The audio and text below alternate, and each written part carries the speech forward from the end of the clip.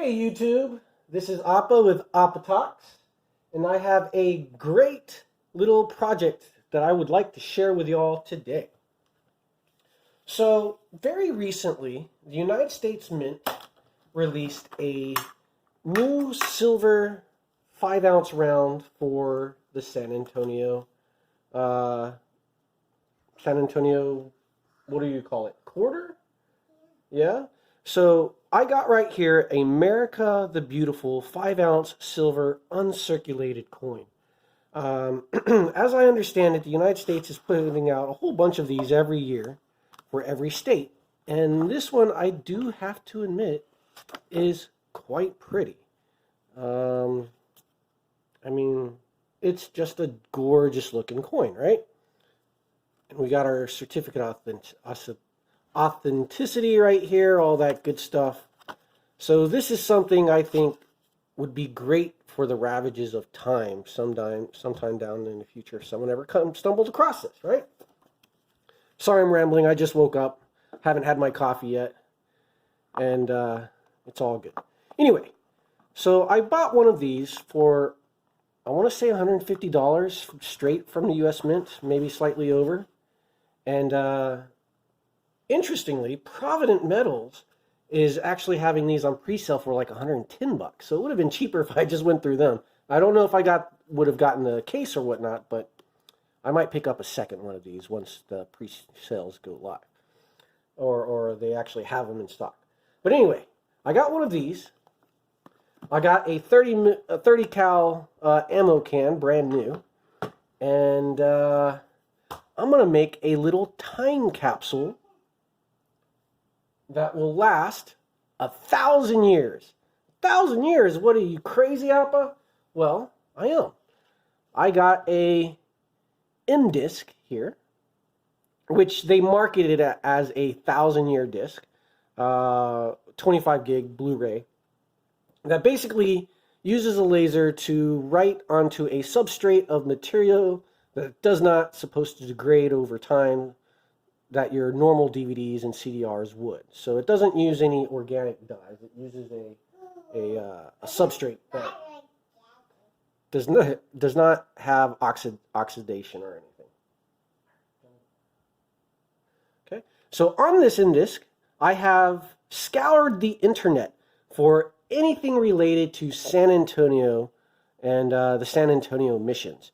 I got tons of PDFs files, tons of PowerPoint presentations from schools and everything like that. I used basically Google Foo looking for anything I could find that I could download and put on a disc like this that should last 1,000 years. So the hope is it will provide a nice little archive for the future. Now, this is nice, but it's not fun. So what I'm going to do is I also bought from the United States Mint a whole bunch of quarters. And in fact, a whole bunch of San Antonio quarters that I'm going to go ahead and throw in here. Can you imagine how awesome it would be to stumble across a time capsule like this? So the idea is I'm going to line the case with the US Mint bags that the quarters came in. I'll keep one in the original Mint packaging, and then I'll hide all this other stuff by pouring the quarters over it. So, yeah, that's going to be the time capsule. You guys want to watch me build it? You want to watch me, John? All right, come watch me.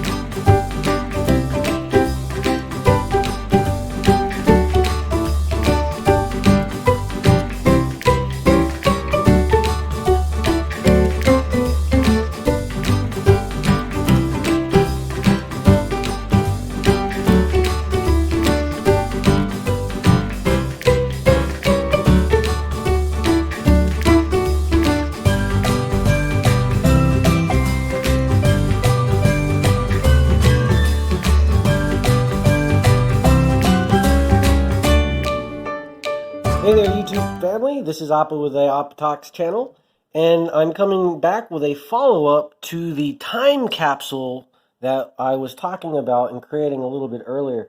You'll see that I've actually finished completely encasing this thing, and I think this is a first because I have not been able to find anything out there on the Google webs about putting a time capsule completely submerged in an epoxy shell.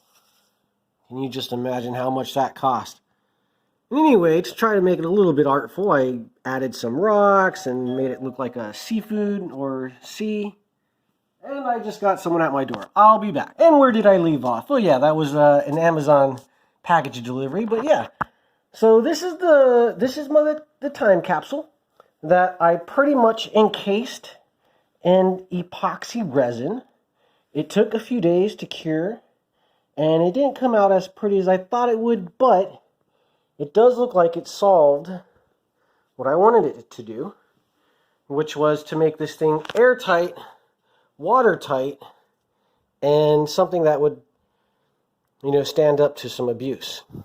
Now, when you last left me, or when I left y'all with this time capsule, I had put a whole bunch of quarters in there, a 5-ounce U.S. minted San Antonio Missions quarter, and a family photo, and a M-Disc Blu-ray DVD that contains everything I could find on the San Antonio Missions, as well as the history of San Antonio. I've also put on that M-Disc some personal items and, data that can be useful for future historians. And then, to fill up the ammo can, I put other miscellaneous items in there, such as Star Trek memorabilia, Star Wars memorabilia, a voter registration card, things like that. Shot glass and a newspaper or news clippings, coupons, little things that you're supposed to find inside a time capsule. Now, I have high hopes for this. Earlier in the videos, I said it would last 1,000 years, only because the M-Disc claims that that's how long the substrate will last. But as I was doing research, maybe 500 years is more of a more conservative estimate that something like this will last. You'll see it has some great character to it. It's a pretty nice looking time capsule. There's only one way in it, and that is someone's going to have to physically cut this thing open. And because this is epoxy, getting that ammo can out is going to be a pain in the butt, which is kind of the goal, to prevent anyone from opening this prematurely. Anyway, I hope you guys enjoy. I believe this is a first for time capsules. I have not been able to find anyone else who's done it this way, and I think I know why. It is kind of expensive to do it. And, one final thing that I wanted to mention was I did fill the can full of argon gas, displacing all the oxygen air I could, and hopefully that little bit will help all the more. Anyway, you guys enjoy this video with Appa and Appa Talks. Thank you.